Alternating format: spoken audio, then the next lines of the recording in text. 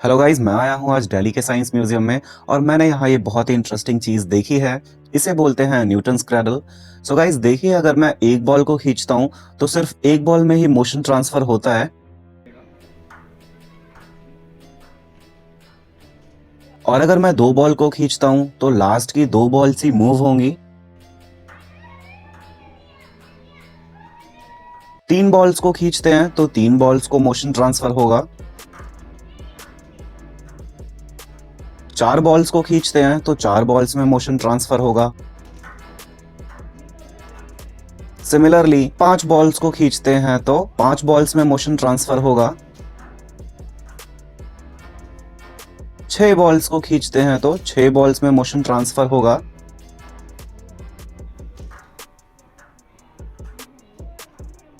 So guys, है ना ये इंटरेस्टिंग? जितना ये इंटरेस्टिंग है उतना ही कॉम्प्लेक्स इसको समझना भी है। तो चलिए मैं आपको इसके पीछे की फिजिक्स समझाता हूँ। मैंने बहुत सी वीडियोस देखी बट किसी ने भी सेटिस्फैक्ट्री एंड एग्जैक्ट एक्सप्लेनेशन नहीं दिया, तो काफी रिसर्च एंड कैलकुलेशन के बाद मैंने ये वीडियो बनाया है।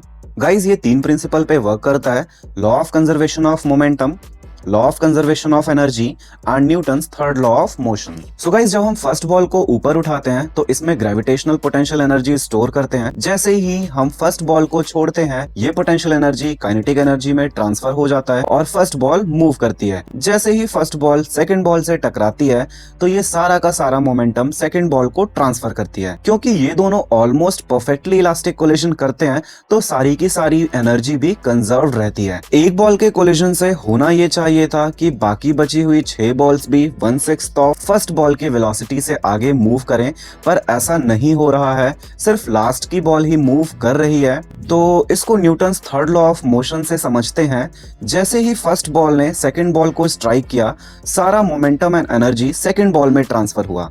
सेकंड बॉल ने ये momentum and energy third ball को ट्रांसफर किया, थर्ड ने फोर्थ को, और फाइनली सारा momentum and energy seventh ball को ट्रांसफर हुआ, जिससे सेवंथ और लास्ट बॉल ही मूव करता है, क्योंकि इसको रोकने वाला आगे कोई और बॉल नहीं है। गाइज, यहाँ तक तो इजी था। अब नॉर्मल लोग वीडियो को स्किप कर सकते हैं, पर साइंस स्टूडेंट्स इस वीडियो को आगे जरूर देखें। नाउ क्वेश्चन ये है कि जब दो बॉल टकराते हैं तो सिर्फ दो बॉल्स ही मूव क्यों करते हैं, या तीन बॉल्स को खींचते हैं तो तीन बॉल्स ही क्यों मूव होते हैं? इसको समझने के लिए सबसे पहले ये जानते हैं कि velocity and momentum linear nature के होते हैं, जबकि एनर्जी क्वाड्रेटिक नेचर की होती है। तो अगर दो बॉल्स की काइनेटिक एनर्जी सिर्फ एक बॉल को ट्रांसफर हुई तो इससे law of conservation of momentum violate हो जाएगा, जो कभी नहीं हो सकता है। तो गाइस, क्या होगा जब दो बॉल स्ट्राइक करते हैं और सिर्फ एक बॉल मूव होता है?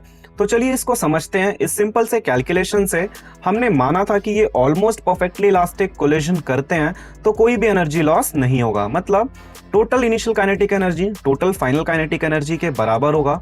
यहाँ पे 2 से मल्टीप्लाई इसलिए करा है क्योंकि दो बॉल स्ट्राइक हो रही हैं।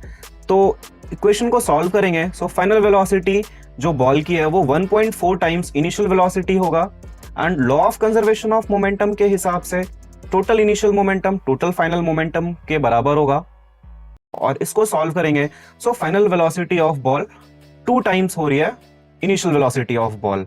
मतलब law of conservation of momentum के हिसाब से फाइनल वेलोसिटी ऑफ बॉल दो गुनी होनी चाहिए थी, पर law of conservation of energy के हिसाब से फाइनल वेलोसिटी ऑफ बॉल सिर्फ 1.4 टाइम्स है, जिससे law of conservation of momentum violate हो जाता है। तो चलिए अब समझते हैं, जब दो बॉल स्ट्राइक करेगा और सिर्फ दो बॉल ही मूव होंगे तब क्या होगा। Again law of conservation of energy के हिसाब से total initial kinetic energy total final kinetic energy के बराबर होगा।